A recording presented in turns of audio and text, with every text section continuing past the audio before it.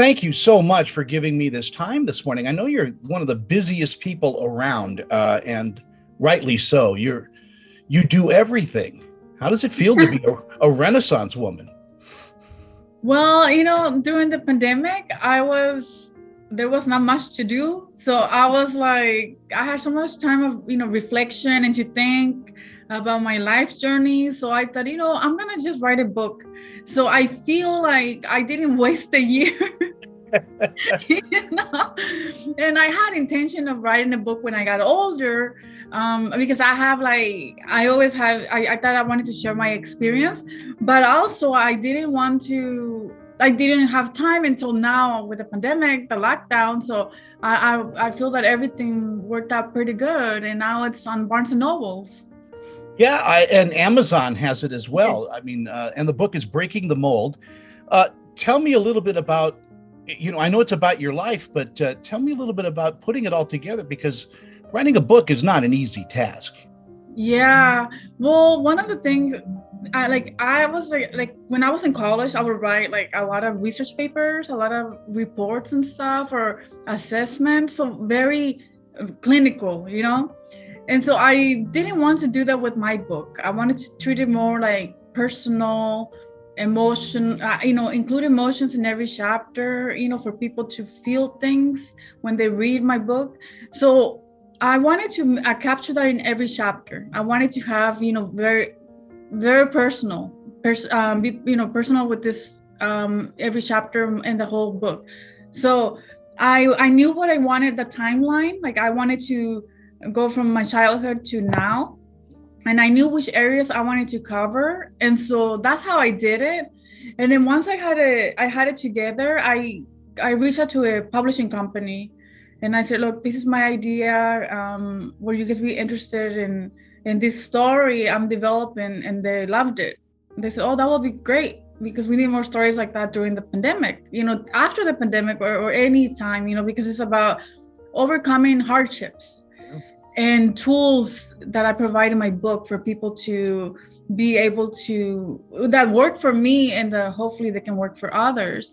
So that's how everything started. So I pretty much knew what I wanted to do with my book. I moved things around, like just oh, I think this chapter needs to go here. But that was towards the end, when you're like editing, like again and again, it's like you realize it's better if I move this chapter here. But it's storytelling, but you've got to be able to tell it so the audience can follow the emotion of the story. Yes, and it is a lot of deep stuff. I know most people know me as I'm very private, even though I'm always in the media. But whenever I'm anywhere in the media, it's always work related. Like it's not like just it's different for me. I feel like I'm an open book with this book. So that's like new to me. And so I feel that it's a little bit different, because my fans and readers are gonna just, learn more about my childhood and about my upbringing. And I just feel that it's like, maybe it will help others during this time that there's so many challenges going on. I can't go on the internet without seeing you somewhere, steps in Cannes and France and Italy, and you're one of the hottest models around, because you're always in the camera's eye, and people think they know you because they see your picture all the time, but they really have no idea who is. Yeah, for sure. This book is gonna really, they're gonna see what is that I experienced as a child. It's not all colorful, like how they see you in the social media, or they see you at this, country, or going viral. Like, I had something that shaped me from childhood, So that's what my book is about. It's about, I wanted to just be transparent with my fans and share what I went through. Not because I haven't moved on from that experience, but because it shaped me of who I am. that does shape you, as you say, Yeah. your experiences as a child. So were you always in love with performing and being in front of the camera? Was that from being a little kid? Yeah, when I was a little kid, we lived in a garage in Washington State for 2 years. We didn't have any hot water. The walls were so thin, and there was so much ice in there. So like I would sleep with so many coats and gloves and stuff. But one of the things that I did for fun, which was free, you don't need toys for that, was performing. So we would create like scenes with my sisters, and I would always be the lead, I would be the director too. I would tell them what to do, and we would just do scenes like for hours from a movie, or we would just make up stuff, like a storyline. And so we would do that. And that was for me like a way of being away from my own life, like being in someone else's life, and putting your energy into another character. So it was like a way of taking me away from my reality. But I love doing that, like to just be able to create. I wanted to be a doctor one day in my scenes, or the next day I could be on something else. It was always fun to be able to do that. So as a child, I had the passion for that. And but also because of my upbringing, I wanted to make sure I knew we didn't have opportunities, because my parents did not have a degree in the US, and I knew that they didn't speak English, so we had a lot of limitations. So I wanted to make sure I was educated. I wanted to have my degrees before I moved to Los Angeles, because I didn't want to repeat history. I'm like, no. When you were growing up, did you suffer a lot of bigotry and all of that? I mean, we poorly? We experienced severe poverty in Washington State. Like I said, we live in a car garage for 2 years. My father worked as a migrant worker. He made $4 an hour for a family of 7. My mom was a babysitter. She would make like $5 per kid in like 12-hour days, like maybe 4 kids, so $20 a day. So I started working when I was 13 at a hotel as a housekeeper. And not because my parents asked me to, it was a choice. I wanted to have my own independence and make my own money to help my family too. But also I was very good at school. School for me, that was something that I had control, because if you study hard, you get good grades. Nobody can take that away from you.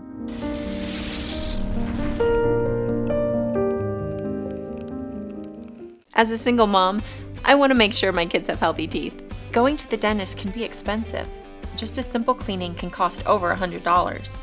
Then I found TDA, and for about $1 a day, Total Dental Administrators covers my family on over 200 dental procedures. Whether you're an individual, a family, self-employed, or retired, your acceptance is guaranteed for one of these policies. Call or click for your free information kit and see how affordable dental health can be.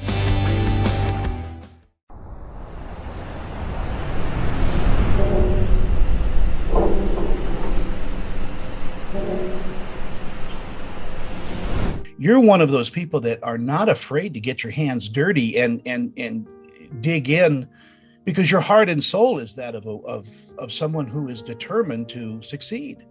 Yeah, well, I feel that my childhood experience really prepared me, especially coming to this industry. Like, people ask me, well, how you didn't have anyone in the family in the industry, how did you do it?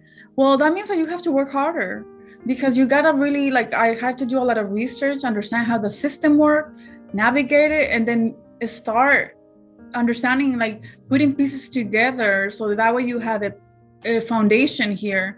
But when I came here to Los Angeles, I was prepared as far as I had my degrees already. I thought I was, I had my master's degree. I worked as a therapist of my first 4 years when I moved to Los Angeles. Most people come here, they're waiters or waitresses. I had a job too. I worked full-time as a therapist. I did hospice work. And I read that about you. That to me is the most interesting thing, because what a lovely heart you must have to be able to help someone who is, going to pass away and be that angel for them? Well, the thing is that I mean, that's nice that you say that, but I kind of just thought like maybe I'm in the wrong field because I care too much for people and they die all the time. But my supervisor will be like, well, that makes you a good one because you're like the last person they're gonna see. And I'm like, oh, that sucks. It's like that's sad. When did you make that? When did you make the jump from doing that to modeling? When I moved to Los Angeles, that was like I booked a job immediately, and I realized that unless you're in the union, you cannot really have like get pay your bills. I didn't come from rich family. I didn't come from nepotism. Everything I worked on by myself, by my hard work. But yeah, definitely once I joined the union, after 4 years I joined the union, the SAG-AFTRA, then I was able to stop working. I just thought, okay, I had this experience with hospice. Now I'm able to transition into acting full-time. And I did modeling at the same time because I do a lot of my fashion goes viral. So I have a lot of designers that are reaching out to me. I do a lot of editorials. And so the modeling happened as part of the acting because of all my experience with red carpet and in my editorials all over the world. Young girls who go into modeling, I think, are shocked because it can be a very crappy business. Mm-hmm. But you've seen, like I said, you went in with degrees, you knew what you were doing, you have a business sense, and I think that helps. Yeah, I mean, definitely I can say when I started doing, part of the modeling, like I would get a lot of rejection. Like they will tell me, oh, you're too big, you're too tall, all these things. Is like, so you have to just really you develop thick skin. Like it took me years to feel comfortable under my skin because you're constantly being rejected in both anywhere in the industry. As an actress, as a model, you have like rejection every day. So you just have to learn to, you have to kind of like, that's why there's a lot of, I believe this is the reason why we have so much number of people with addictions or alcoholism, because there's, usually people have underlying issues before, and then you have more rejection. It doesn't help, and people use that as a band-aid, addiction. So I totally understood when I moved here. I'm just like, oh my God, like nothing I do is right. And I came from academia where I was like a 4.0 student. All my work, it was always like top. And moving here is like, I'm like an F student, Like, if you put it like a letter grade, I was like, God, I'm like pretty bad. Like with just, with all these rejections. So then with time you start, you learn that you can allow everything affect you. Like if that's gonna be the life that you have, you're not gonna make it, because you're gonna be in constant stress, developing mental health issues, and it's not healthy for your body. The stress is not. So I kind of had to just work on myself, like every day, do positive affirmations, and just know that I bring a lot to the table. And just working that every day. And that's what I have in my book I share about the positive affirmations that I've been using throughout my career and my life. It makes you mentally stable to know who you are really inside. And if a casting director is looking for somebody and it isn't you, it's not really about you, it's about the part that they're trying to fill. And a lot of people don't understand that there's a division there. Right. It's not a personal, and that it takes years to come up with that. Are you good at auditioning? Yeah, I go prepared. I don't just show up not knowing my lines. Like when I get my audition, I put 100%. Like my script my sides are memorized. I have what I can have that I have control with. I go prepared. So for me, that's something that is, I make a lot of effort. And so for me, I'm not, and now with everything with the COVID and everything is on Zoom or online, like, like self-tape. And I talk about that in my book too, about how the self-tape, is now taking over basically. So, which is a good thing and not a good thing. You don't get to see the casting director's faces when you're done auditioning, you kind of read people, Well, that's also a good thing too, that you don't get to see his face. I know.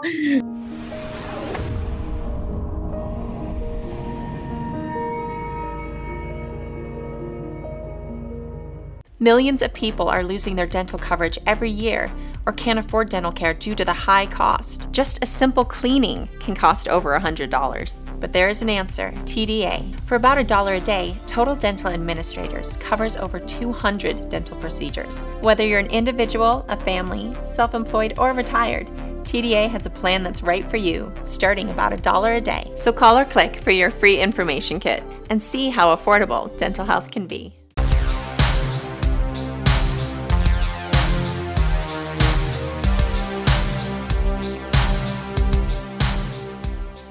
I have to throw some love out to you for Tale of Tales. What a great series that is. Tubi is just so blessed to have you and Harley, as part of their team. And this is winning all kinds of awards. Yes, it was, it's been such a fun experience working with Harley, because he's one of, like, he works well with the directors, with the actors. Like he's like an actor also and director. So he understands the actor's perspective. So I really enjoy working with him, and it's definitely winning so many awards. And now we're going to be shooting season 2. So I'm excited about that. It was a fun character. And I always like challenging characters, because something that is not similar to me, because it's like, I like the drama and having different emotions for the character, like a range. For me, I enjoy doing that. That's like very fun. You've done a lot of film and television work. Do you carry a little piece of every character you've played with you? Was it all a learning experience, each set? Oh yeah, I treat it as a learning experience, each project. I really whenever I get a script, I work on it like a regular job. Like I study 8 hours a day. By the time, 2 months before, I prepare. I'm preparing every day. By the time I show up, I'm just ready to let go, and I have everything is under, I feel that I'm prepared. And that's why I think I'm working a lot with a lot of same people, because they bring me back, because I show up and I'm prepared. I also know that you're so very serious about your craft. You're always, in lessons. Sally Kirkland is just an amazing actor. Oh yes, Sally Kirkland is the best. I've been working with her for 11 years. Mm-hmm. And I also work with Gordon Hunt. I don't know. Gordon Hunt is amazing. Yeah, for 10 years, and before, he passed away, and then, he was one of my mentors in the beginning. And then another thing, I enroll also at the UCLA acting school, just to have a little, when I have time off, I like to do a class, that's fun. I also enroll at the Groundlings. I do some improv. Me too. Yeah, it's fun. It's fun to do improv, and so I just feel that you constantly you need to add. For me, I want to improve every day in whatever area, even if it's I like to wake up early, because I feel I'm more productive. I wake up early, I do my routines, and I have my list to do, and I like to be very have a busy schedule. That's my thing. Are you going to be directing at one point? Do you enjoy behind the camera work? I enjoy not really. If someone, no, I wouldn't. I can produce, but not direct. I want to give that to someone that is good at it. I don't want to direct. No, I know what when I'm doing I direct, like work on my scenes and stuff, and I know where I need to, like the intention of that scene is for me and my actions throughout the whole script, but no, I'm not a director. Will you be writing another book? Do you have one in your head? Well, I have a lot of people asking me, oh, are you going to write another book? And I'm just like, I'm going to see how this one does. And so, but, my priority is acting. But when I wrote this book, I was very surprised how much reaction I got from journalists, because journalists received my book already, because obviously they're interviewing me. But they were it was positive feedback that I got. Like, they were very touched by the book, and it was very intense every chapter. It's an honest book too. Yeah. And I actually have it here. Oh. It's a hard copy book. There it is. And then, Breaking the Mold. It's available pretty much everywhere books are sold. It's available on Barnes and Nobles and Amazon. It definitely, it was, it was like a passion project, I just thought, I'm gonna just share my experience and hopefully helps others.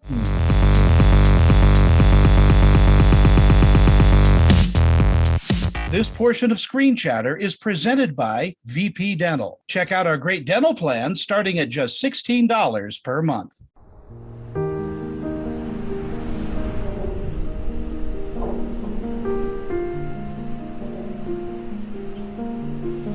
I know that we're friends, as well, but professionally, I think you're one of the strongest people I know, and I just adore you. Have a great Christmas. If you're ever out here in Utah, I want you to come visit. And oh, for sure. I'll cook for you and just make you feel great. And I'll fix the beds. I'll clean the room. Thank you.